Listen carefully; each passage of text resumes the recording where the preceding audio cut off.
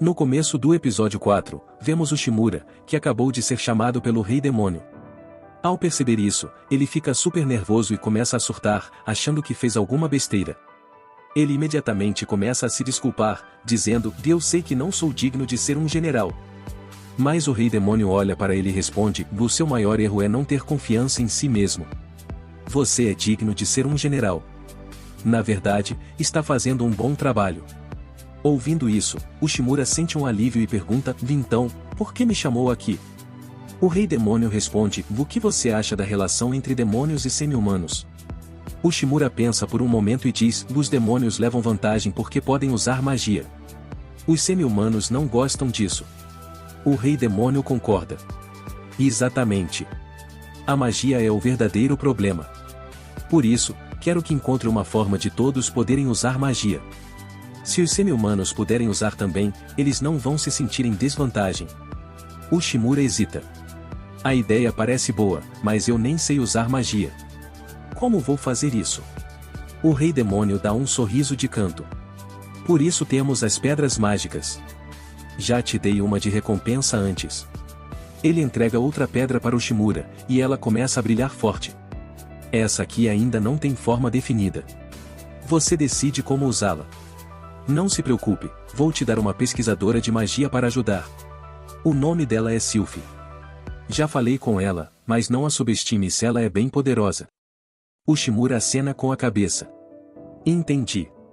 Mais tarde, vemos o Shimura de volta ao seu lugar, e o Mandra comenta: então o Shimura está recebendo tarefas diretas do Rei Demônio agora. Isso deve significar que ele está indo muito bem. Ele até me deu uma pedra mágica. Será que ele pretende ficar por aqui?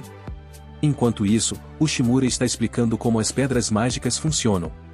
Elas são condensadas pelos demônios e armazenam uma quantidade absurda de poder mágico, tanto que podem ser usadas como fonte de energia externa. Nesse momento, Lulu chega com um chá. O Shimura mostra a pedra para ela e pergunta: você acha que os semi-humanos poderiam usar magia como os demônios, se usassem isso? Ela olha para a pedra e balança a cabeça. Talvez, mas só ter poder não basta. Você também precisa saber como usá-lo. O Shimura suspira. Entendi. Parece que preciso aprender mais. Isso significa que tenho que superar meu medo e ir falar com Sylphie. Mais tarde, o Shimura chega ao local de Sylphie e bate na porta. Em vez dela, quem atende é Belinda. O que você quer? Ela pergunta. Eu vim por ordem do Rei Demônio. A Sylphie está aqui? Não. Mas o Rei Demônio disse que era para eu me encontrar com ela hoje. Eu já disse que ela não está. Quando ela estiver, eu aviso. Ela está prestes a fechar a porta, mas o Shimura impede com o pé. Se é assim, posso falar com você? Você é assistente dela, certo?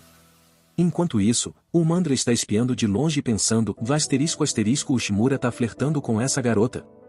Asterisco asterisco. Belinda suspira e cede. Tá bom. Entra logo, mas seja rápido, tô ocupada. O Mandra, vendo os dois entrarem juntos, fica chocada. Asterisco asterisco, eles estão sozinhos numa sala? Asterisco asterisco. Lá dentro, Belinda cruza os braços. Certo, estou ouvindo. Mas fala logo. O Shimura se inclina para a frente. Só quero confirmar uma coisa. Você é a Sylphie, não é? Belinda revira os olhos. Não. Eu sou o assistente dela. O Shimura dá um sorriso. Tem 3 motivos pelos quais eu não acredito nisso. Primeiro, você usa óculos. Os demônios melhoram a visão naturalmente com magia, então não precisam de óculos. Isso significa que os seus são falsos, só para disfarçar. Segundo, seu nome. Belinda não está no organograma do exército demoníaco. E terceiro, o próprio Rei Demônio me disse que Sylphie evita trabalho se disfarçando. Sylphie finalmente suspira, percebendo que foi descoberta. Então você sabia, hein? Só estava tentando me enganar? O Shimura ri. Bom, o Rei Demônio não me avisou que você ia fingir ser a própria assistente. Ela finalmente admite. Beleza. Você me pegou. Tá bom, eu sou Sylphie, uma das generais de elite do exército do Rei Demônio. Ouvindo isso, o Shimura pergunta: por que mudou sua aparência? Você não usava aquele traje de mascote o tempo todo? Sylphie responde, se as pessoas soubessem como eu realmente sou, iam me dar trabalho demais. Ushimura diz, ok, mas você tem que fazer essa tarefa. Precisamos discutir um novo dispositivo. Mas antes que ele termine de falar, Sylphie o interrompe e recusa. Ushimura pergunta, espera, o Rei Demônio não falou com você sobre isso? Ela responde, falou, sim. Mas eu não ligo. Além disso, por que eu deveria criar algo que já fiz? Ela dá um sorriso de canto e diz, beleza, vou te mostrar. Considere isso sua recompensa por ter descoberto meu disfarce. Então, ela mostra um dispositivo para Ushimura e explica, eu fiz isso usando minério e embuti pedras mágicas. Com isso, podemos lançar vários feitiços de forma eficiente. Levei anos de pesquisa para criar. Ushimura, impressionado, diz, e isso é incrível. Se funciona tão bem, precisamos fazer mais agora mesmo. Sylphie responde, fica à vontade. Mas só para fazer custa 10 milhões. Ushimura fica completamente chocado. Sylphie continua, pedras mágicas são raras, e estamos usando das melhores. Então, sim, é caro. Se você tiver dinheiro, pode começar a produção. Ushimura percebe, então esse era o plano do Rei Demônio o tempo todo. Mas como vamos produzir em massa um item mágico tão caro? Sylphie dá um sorriso e acrescenta, só para deixar claro, não importa o que você faça, eu não vou te dar um centavo. Então nem pense em me pedir dinheiro. De repente, Ushimura tem uma ideia e olha para a situação de outro ângulo. Ele se vira para Sylphie e diz, já que esse dispositivo precisa de muitas pedras mágicas para lançar vários feitiços, por que não criamos algo mais simples? Tipo um item que só possa lançar um único feitiço por vez? Depois, podemos adicionar mais pedras e recarregá-lo. Sylphie para por um momento e depois acena com a cabeça. Você tá certo. A gente poderia usar pedras mágicas de qualidade inferior para um feitiço só. Isso reduziria muitos custos. Eu nunca tinha pensado nisso. Ushimura então mostra uma pedra mágica para ela e pergunta, podemos usar essa para o nosso protótipo? Sylphie examina e diz, sim, vamos tentar. Ela abre a porta do laboratório e diz, certo, vou passar a noite toda trabalhando nisso, então você vai ficar comigo. Sem dar escolha para Ushimura, ela simplesmente o arrasta para dentro. Enquanto isso, o Mandra chega na porta e murmura, já é meia-noite. Tem coisa suspeita rolando aqui. Ela tenta abrir a porta, mas está trancada, deixando-a ainda mais desconfiada. Na manhã seguinte, vemos Ushimura completamente acabado. Já Sylphie, cheia de orgulho, anuncia, consegui. Criei um novo dispositivo mágico durante a noite. Vou chamar de Rose Marine. Ela explica, esse dispositivo só permite um feitiço por uso, o que significa que os custos de produção serão bem menores. Agora podemos fazer um monte deles. Agora, Ushimura, você vai testar.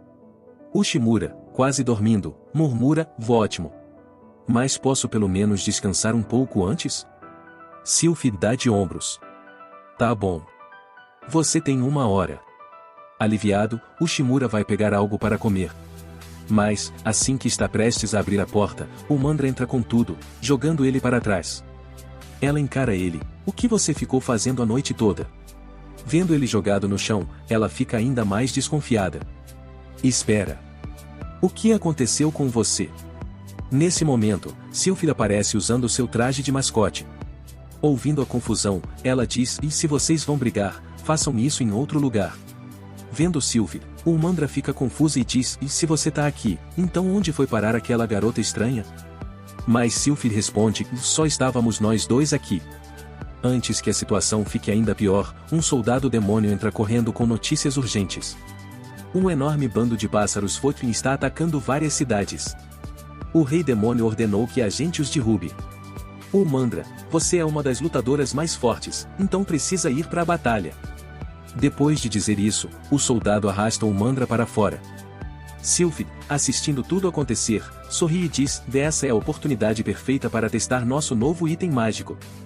Eles correm até a vila, onde os pássaros monstruosos estão atacando. Sylphie se vira para Ushimura e diz, vamos acabar com eles usando nosso novo dispositivo. De repente, um grupo de crianças aparece por perto.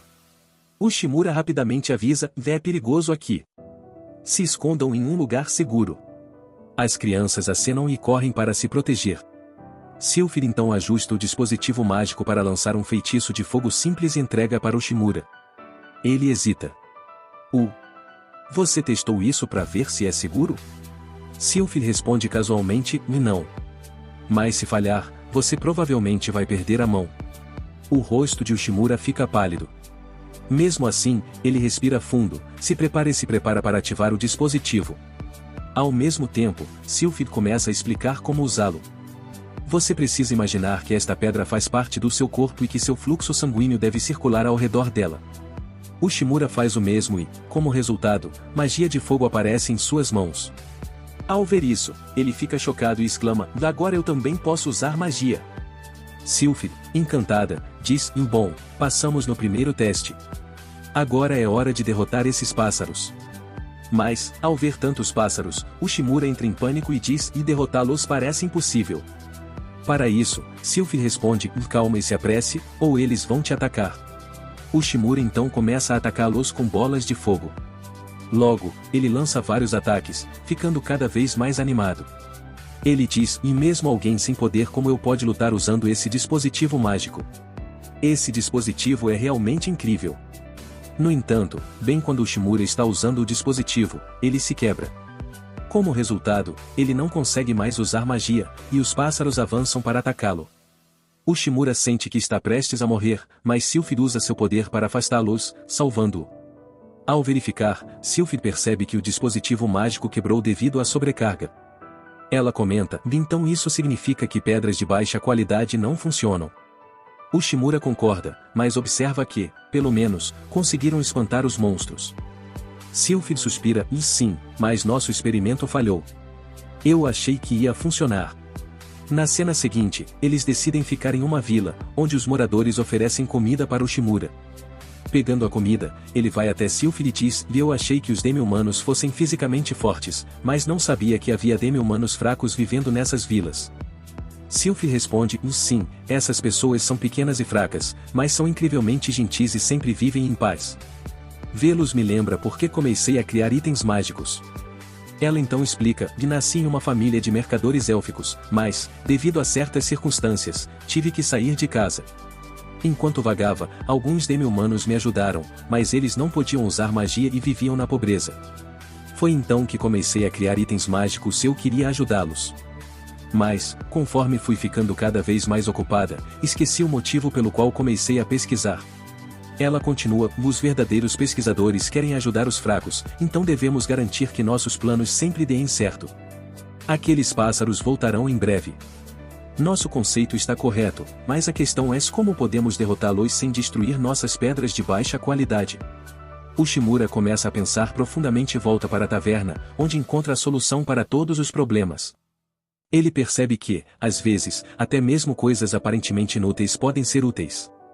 Ushimura então pergunta a Sylphid: você pode criar 10 rosimarines até esta noite? Sylphid responde: posso, mas eles não ficarão perfeitos, já que não tenho o equipamento adequado. Ushimura tranquiliza: e não se preocupe, apenas faça-os. Eu cuidarei do resto. Sylphid concorda. No dia seguinte, quando os pássaros voltam para atacar, Ushimura está pronto. Ele plantou os rosimarines no chão. Quando os pássaros se aproximam, ele os ativa, causando um som alto. Ele explica: quando os rosimarines são ativados, eles fazem barulho. Durante nosso experimento, observamos que esses pássaros não gostam de sons altos. Sem nem precisar atacá-los, eles conseguem espantar os pássaros com sucesso, deixando as crianças muito felizes. Sylphid elogia Ushimura por sua ideia brilhante. Ushimura então relata tudo ao Rei Demônio. Ele explica: esses dispositivos nem precisam de energia de pedra mágica para fazer barulho. Em outras palavras, bestas perigosas podem ser repelidas com magia mínima. Essas pedras mágicas podem durar muito tempo sem serem consumidas, e são baratas de produzir. Além disso, podem espantar lobos e falcões infernais. Se distribuirmos esses dispositivos nas vilas, podemos prevenir danos causados por monstros, o que aumentará a produção de colheitas. O que acha? O Rei Demônio, impressionado, diz: Ushimura, você resolveu o problema dos monstros. Sylphid usou suas habilidades, e você usou sua criatividade. Vocês dois fizeram um trabalho incrível. Ele então diz a Sylphid: comece a produção em massa dos rosimarines e distribua-os para as vilas. Sylphid concorda. Mais tarde, Sylphid está sozinha quando o Shimura se aproxima e diz: obrigado. Eu não teria conseguido fazer isso sem você. Sylphid sorri e responde: graças a você, consegui concluir minha pesquisa e lembrar do meu verdadeiro propósito: ajudar as pessoas. Te devo essa. Se precisar de qualquer coisa, é só me avisar. Ah, e leve isto. Ela entrega a ele um dispositivo mágico infundido com fogo, permitindo que o Shimura use magia de fogo. O Shimura fica chocado e pergunta: você criou isso junto com os rosimarines? Como teve tempo? Sylphid dá um sorriso de canto e diz: você sabe que sou um gênio.